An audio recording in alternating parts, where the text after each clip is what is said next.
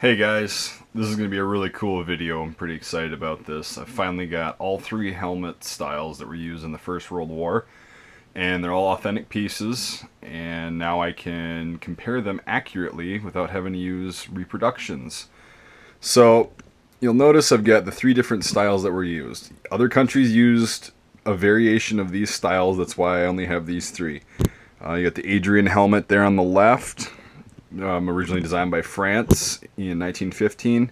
You've got the Stahlhelm, which was originally designed by Germany in 1915. And you've got the Brodie Helmet, which was originally designed by Great Britain in 1915. So we're going to go over kind of the pros and cons of each helmet, what they protected against, what they were designed to protect against, the weight, the mobility, all the other stuff that I don't think any other videos ever kind of compared them together in one video. So we're going to start with kind of the background in case you haven't seen the other individual videos that I've made on each one of these helmets. In 1914, when World War I broke out, no military used steel helmets. They all wore hats or a variation of a hat, like the Germans wore the leather Pickelhaube, and Britain wore their service dress cap, France wore the kepi. Well, in 1915, France came out with the Adrian Helmet, and saw a massive reduction in head-related fatalities just by introducing a simple little steel shell with a visor on it. Fatalities went down about 60 to 75%, somewhere in there, and it was a really good thing. So then the Brits came out with their helmet. They designed it for a certain reason, which I'll get to in a second. We're going to go through why all these were designed a certain way. And then in late 1915, the Germans caught on and started designing their own version of a steel helmet to protect their soldiers. So the French helmet, the Adrian Helmet, model 1915, it's kind of got this weird fireman helmet looking visor thing on the front and back. It's really lightweight. In the other video, it's just under 2 pounds with the liner and everything. This was designed to protect against a few things. The top being blows to the head, and it's a decoration and event, but if you got a nice blow to the head, the little fin right here would hopefully protect you and your skull against really bad damage. So that would absorb the impact, this rib right here. And the visors in the front and the back were for overhead dirt clods and stuff raining down on you. Protect your face and your neck, which are also pretty vital. The head is the most vital yet vulnerable part of the body, especially for a soldier. That's why helmets have been issued since the First World War to militaries all around the world. Now, this is a pretty flimsy design, and even with this, the head-related fatalities went down that much. So you can imagine, you know, as far as we've come in technology from this little guy to the modern Kevlar helmets, why it's such an essential piece of the soldier's kit. So the Adrian Helmet was the first, most revolutionary design at that point, and it was adopted by Italy, Romania, Belgium, Russia, a bunch of other countries, and used throughout the Second World War by a lot of different countries. But this was what was called the first helmet of the 20th century that was issued to troops. Passed the experimental phase and issued as a regular piece of the soldier's equipment. Now the Brodie Helmet here is designed kind of with this... come on, baby. Kind of with this weird visor all around. It looks like a boonie hat, but commonly referred to as the tin hat because they're not very heavy. Let me see, I'll put this on the scale really quick. Yeah, they're about 2 pounds and 5 ounces compared to the Adrian Helmet, which is a little bit lighter. But this has got less metal to it. It's got a nice liner system in there, as you've seen. I made a video on this. This is a US one. But the actual design was still the same, minus the little rivets on the chin strap bales and the textured paint. But the shape of the helmet and the liner was exactly the same. It's an original one, like I said, and that's why I'm kind of glad I can make this video now. This was also designed to protect against overhead fragments, some shrapnel it would actually be able to stop, dirt clods, just general crap that's hitting you when you're down in your trench from above. It didn't really provide much protection from the side because this rests above the ears and everything. But nevertheless, their head-related fatalities also went down quite drastically. Now that brings us to the guy on the pedestal, the German M16 Stahlhelm. As you can see, this guy's pretty pretty big compared to the other helmets. You can kind of see the shape and the design and how big it is just compared to these other Allied helmets. The reasoning for this is because the Germans said, okay, this is going to protect against overhead fragments and stuff like that. It'll protect from the side, and it should protect from direct hits, which is why these lugs are on there for that extra armored plate. So the Germans had all sorts of protection in mind. This is the most versatile and the best design of World War I. The only reason it didn't get adopted by more countries is because it was the bad guy's helmet, which is BS that we know today, but back then it is what it is.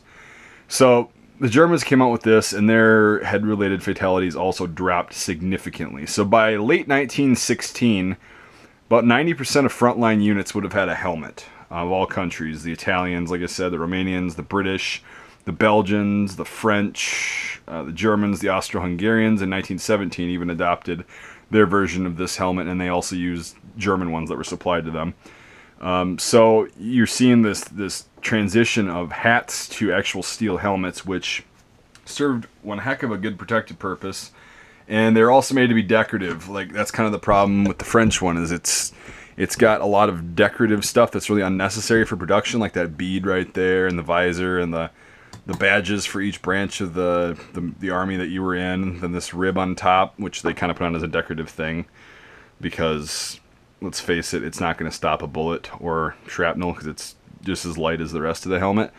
But it also complements the uniform. The tin hat, or the Brodie helmet, kind of protects, or I'm sorry, kind of complements the uniform. It was kind of a different looking helmet that became widely recognized and accepted as the good guy's helmet, along with the French, because the Brits used that Brodie helmet and we used it even at the beginning of World War II. And then the German one, the formidable Stahlhelm, was the bad guys, but provided the best protection. The US came out with a bunch of weird designs around the time they were trying to figure out which helmet to adopt before adopting the Brodie.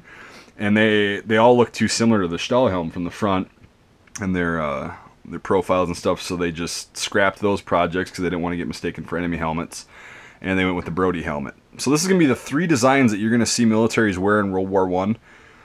The best one is the Stahlhelm. I'd say the Brodie would be your second best, and then the Adrian Helmet, just because it's made of, like, it feels like it's made of tin. It's so light, but it's actually just really thin steel. It dents really easily. The Brodies don't dent as easily, even though they still do. And then the Stahlhelm, it takes a hell of a lot to dent those.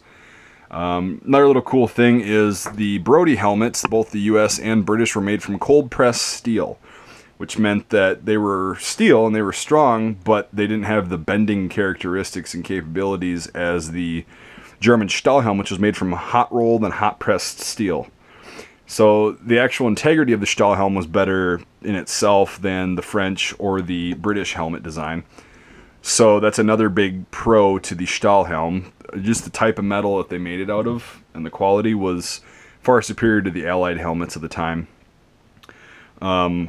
Yeah, so I hope you enjoy this video.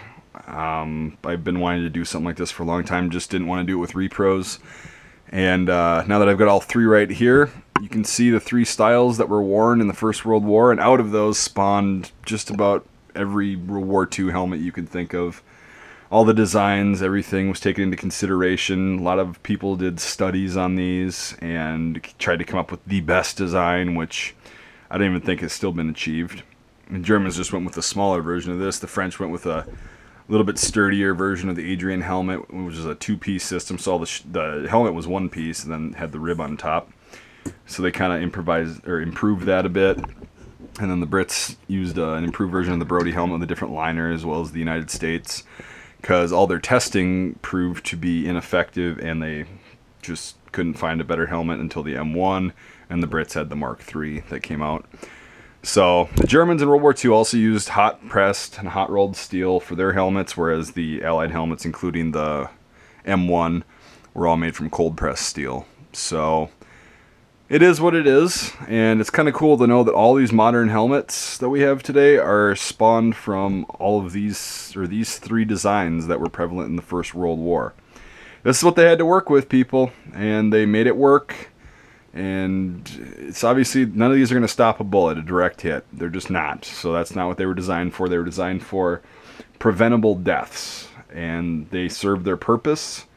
Since the helmet's been introduced, casualties have gone down significantly because, like I said in the beginning of the video, the head is the most vulnerable and also the most important part of the human body.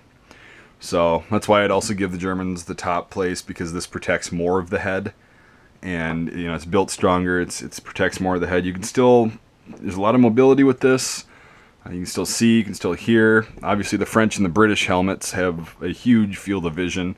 It doesn't impede it at all, and your hearing is not affected at all because your ears aren't covered, which is a pro and a con, because ear protection is also a pretty big deal with helmets if you're going to be doing that, because that's also a pretty important piece. Once a soldier can't hear, they're off the line and they're worthless as far as the military is concerned. So yeah, just a few little helmets that changed the way we do warfare and changed the soldiers' equipment even to this day. We're still working on better helmets, and most helmets have followed the Stahlhelm design with the ears and all that stuff. So kind of interesting to see that, and I just love having these in my collection. It's really cool to see, you know, this history right in front of me, and knowing that these three are the ones that started it all. So yeah, thanks for watching. If you're new to the channel, I appreciate you watching. If you could like and subscribe, I would really appreciate it. And check out my other helmet videos, check out my other surplus stuff, videos, guns, you name it. Try to make videos so you guys stay entertained, because I like making them, you like watching them, everybody wins. So I appreciate everyone who watches, and we'll see you next time. Feel free to ask any questions. If you're stupid about it, you're going to get your comment removed, just a forewarning. So trolls need not apply. Thanks guys, see you next time.